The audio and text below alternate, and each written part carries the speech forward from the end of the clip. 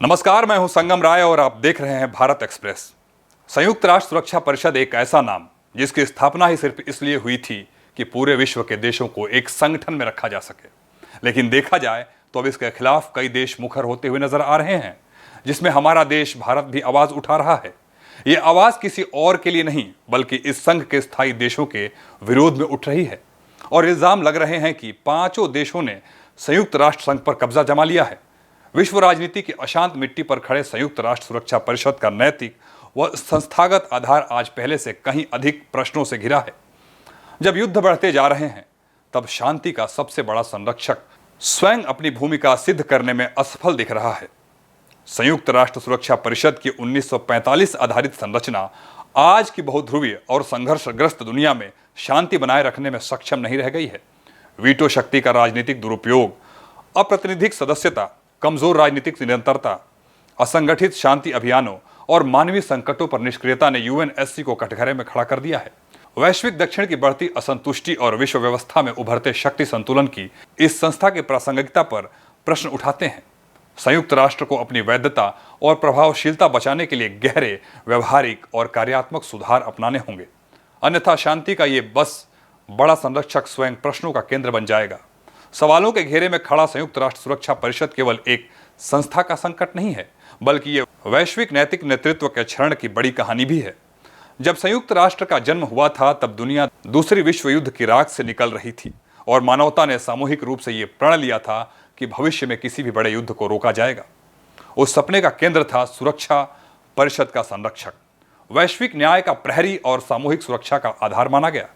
मगर आज लगभग 80 वर्ष बाद जब दुनिया Ukraine, Gaza, Sudan, Yemen, Myanmar और साहेल जैसे संघर्षों से दहक रही है, तब ये संस्था अक्सर मौन खड़ी दिखाई देती है। ये मौन केवल असहायता और प्रतीक नहीं है बल्कि उस संरचनात्मक कमजोरी का भी संकेत है जिसने वर्षों में इसकी विश्वसनीयता को खोखला कर दिया। जब दुनिया भर के नागरिक शांति की उम्मीद से इस संस्था की ओर देखते हैं तब ये भू राजनीतिक हितों की जकड़ में बंधी दिखाई देती है। यही कारण है कि आज शांति का सबसे बड़ा संरक्षक स्वयं सबसे बड़े सवालों का विषय बन गया है। सबसे बड़ी समस्या है वीटो शक्ति से पैदा होने वाला शक्ति असंतुलन। 5 स्थायी सदस्य देशों के हाथों में केंद्रित यह शक्ति उन्हें किसी भी प्रस्ताव को रोकने को अधिकार देता है, भले वह प्रस्ताव मानवीय त्रासदी को रोकने जितना आवश्यक ही क्यों न हो। यही कारण है कि गाजा में हजारों बच्चों की मौतें हों, यूक्रेन में शहरों के शहर तबाह हो जाएं या म्यांमार में लोकतांत्रिक संस्थाओं का विनाश हो, सुरक्षा परिषद अक्सर पक्षाघात की स्थिति में दिखाई देता है। यह एक ऐसे दरवाजे का दृश्य बन गया है जिसके बाहर सहायता की गुहार लगाने वाले लाखों लोग खड़े होते हैं, लेकिन उस दरवाजे को खोलने की चाबी कुछ सीमित देशों के हाथों में होती है जो अपने राष्ट्रीय हितों को वैश्विक शांति से ऊपर रख देते हैं। सवाल यहां से आगे बढ़ता है कि क्या शांति किसी राष्ट्र के हितों से छोटी हो सकती है? क्या हत्या और भूख से जूझते लोग किसी स्थायी सदस्य की भूनीति के कारण मृत्यु के लिए छोड़ दिए जाए?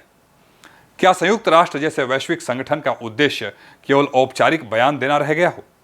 ये प्रश्न आज तीखे होते जा रहे हैं क्योंकि दुनिया भर के मीडिया, नागरिक समाज और शांति विशेषज्ञ लगातार ये महसूस कर रहे हैं कि संयुक्त राष्ट्र की नैतिक शक्ति का क्षरण हो चुका है।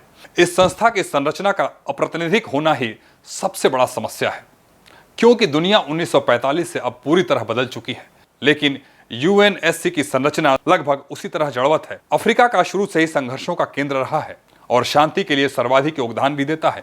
उसका कोई स्थायी प्रतिनिधि आज तक नहीं हो पाया। भारत जैसा विशाल लोकतंत्र योगदान शांति रखरखाव से लेकर मानवीय सहायता तक व्यापक है, उसे भी अब तक स्थायी सदस्यता नहीं मिली है।